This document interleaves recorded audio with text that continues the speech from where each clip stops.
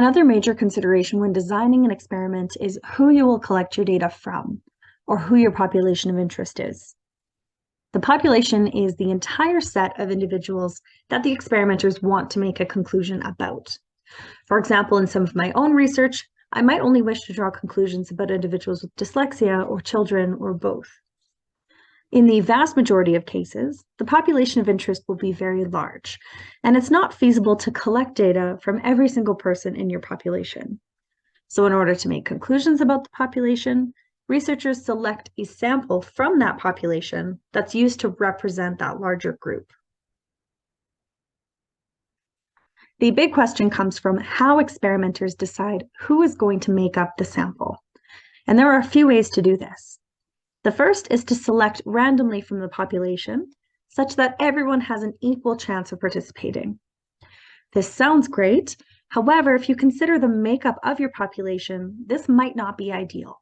For example, if gender or age or any other number of factors is likely to impact your results, you might want to equally represent these different groups, as a random sample might unintentionally leave a particular subset out.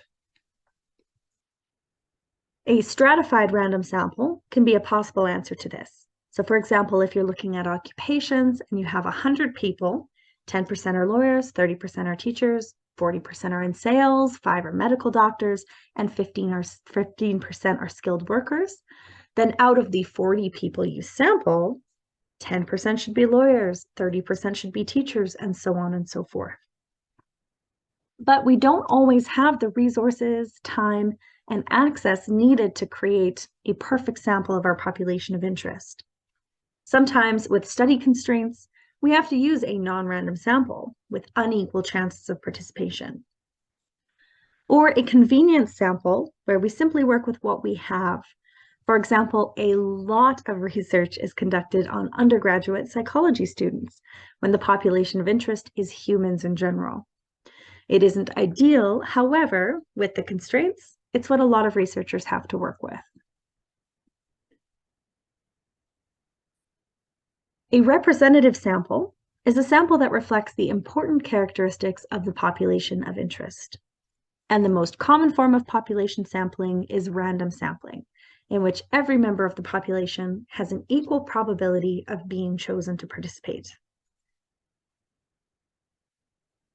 This has significant implications for how well the conclusions from the study can be applied back to that larger population of interest. For example, here you can see the difference between a random sampling technique, which can lead to a very unrepresentative sample of the population on the left, versus a stratified random sample, which leads to a more representative sample of the population, which should allow more confidence that the findings of the study can be applied back to the larger population of interest. Research isn't often perfect, and it's not always possible to randomly sample. And researchers often have to design their experiments with this knowledge in mind. And this is not always a bad thing, and likely won't have a negative impact if the similarity of the sample and the population doesn't matter.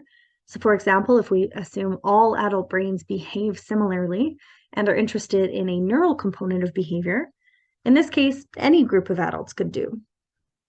Additionally, if multiple experiments conducted on different samples have similar results, it may be safe to assume that the underlying processes are similar among adults. And finally, if the similarity of the sample and the population is sometimes reasonable, so if 7 out of 10 experiments are conducted on intro psychology students and 3 are conducted from other adults in the population, and they're all coming away with similar results, then we likely don't have an issue with sampling bias or error.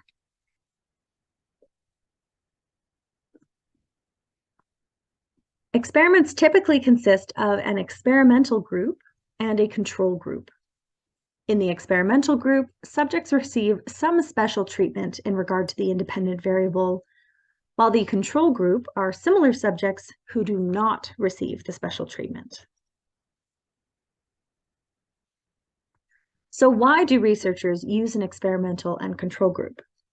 In an experiment, the investigator assembles two groups who are as alike as possible.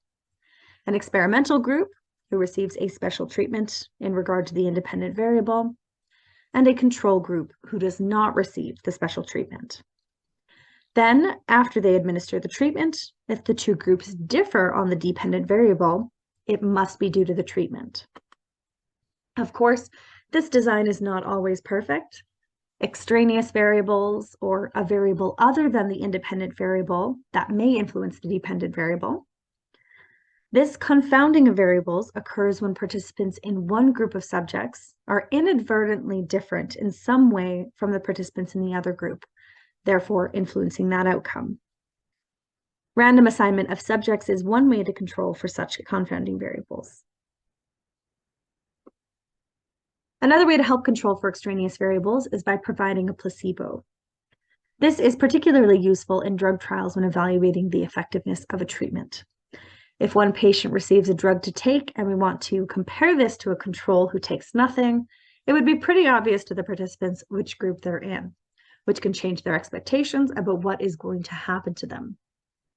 The placebo is the effect of a treatment that arises from a patient's expectations, but not the independent variable. The patient thinks they're going to get better or improve in performance, and they do. Essentially, the patient doesn't receive active treatment, but is made to think they are, allowing participants to disentangle the effects of expectation from their variable of interest.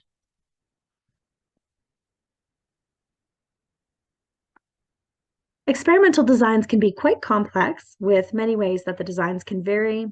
These are just a few of those possible variations. Sometimes a single group can be used for both experimental and control conditions. For example, you might study the effects of having the radio on when people work on an assembly line, for example. You'd collect data from the same group of workers twice, once with the radio on and once with it off. Researchers can also manipulate more than one independent variable to see what the combined effect is. Sometimes the effect of one variable depends on the effect of the other. So for example, you might find that having the radio on increases productivity in workers, but only in the morning. In this example, time of day interacts with the effects of the radio. Researchers can also use more than one dependent variable in a single study to get a more complete picture of the effect of the independent variable. For example, we might measure not only the number of pieces workers finish when the radio is allowed to be on while they work, but also worker satisfaction or absenteeism and attitude. So potentially having one fewer day of absenteeism a month might make up for a slight decrease in productivity. There are two research designs that are commonly found in psychology research that I'll go into more detail on now.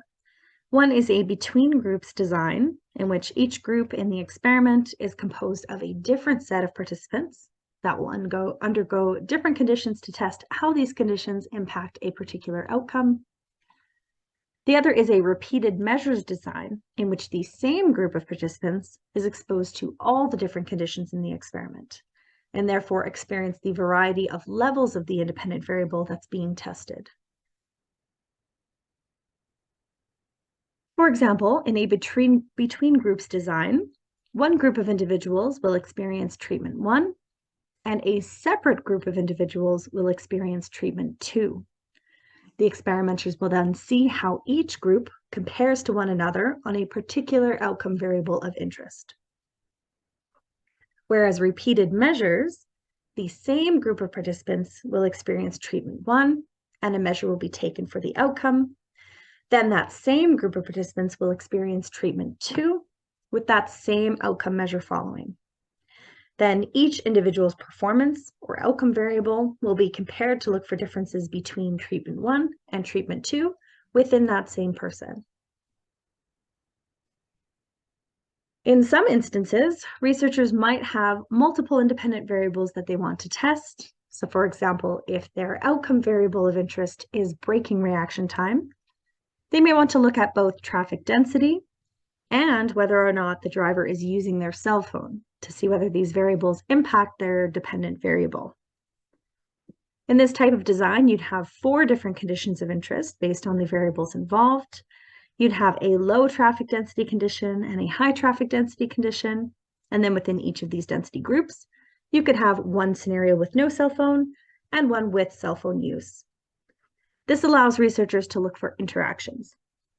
Like we can see from the output on this graph, it appears that cell phone use impacts reaction time, but only in the condition that has high traffic density, so on the right. Now that we've talked about experimental design, what are the advantages and disadvantages about this approach? Well, the power of the experimental method lies in the ability to draw conclusions about cause and effect relationships from an experiment. No other research method has this power. Experimental research does, however, have its limitations. Experiments are often artificial. Researchers often have to come up with contrived settings so that they have control over the environment, which leads them to be less realistic. Additionally, some experiments can't be done because of ethical concerns. For example, you would never want to withhold basic necessities like food from children on purpose just to see the developmental effects. Other experiments can't be done because of practical issues. There's no way we can randomly assign families to live in urban versus rural areas, so we can determine the effects of city versus country living. Given what we know so far about experiments, how do we know we can trust the experimental results? Internal validity is one measure we look for and refers to the degree to which results can be attributed to the independent variable and not other explanations, like the confounds we try to limit in experimental designs. Additionally, external validity refers to the degree to which results can be generalized to other people across settings and across time. This speaks to the replicability of the results and requires the experiment to be repeated multiple times, typically across multiple groups of participants in different lab settings, and depending on the population of interest, sometimes across languages, cultures, and geographical locations, among other variables.